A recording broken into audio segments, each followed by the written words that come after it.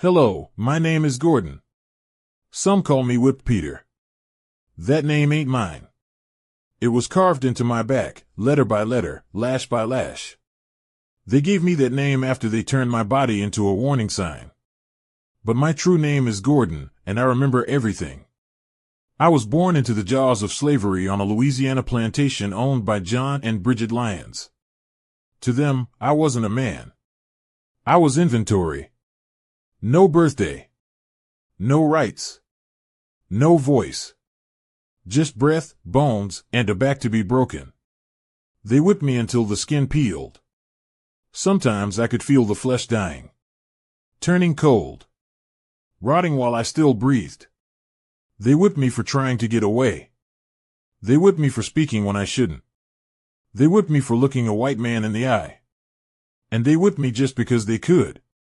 There were days my bones stuck through the gashes. And there were days I begged for death. But I didn't die. I waited and I watched.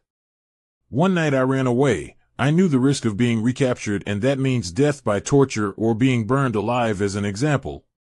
I smeared my body with onions to throw off dogs and traveled for 10 straight days, barefoot, through Louisiana swamps, mud, and bayou.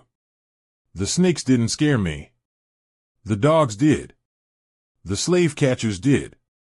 But what haunted me most was dying a slave.